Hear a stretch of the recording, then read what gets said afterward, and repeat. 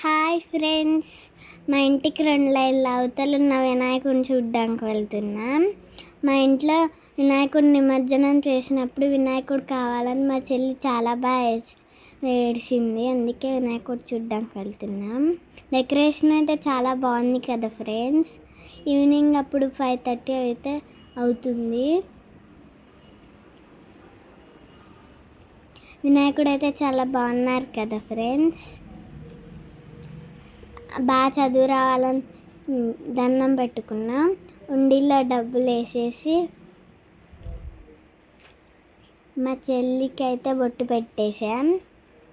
మా చెల్లికి బొట్టు పెట్టి నేను బొట్టు పెట్టుకొని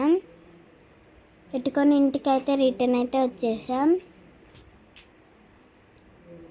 మా చెల్లి ఏదో ఒకటి నాన్ స్టాప్గా అయితే మాట్లాడుతుంది.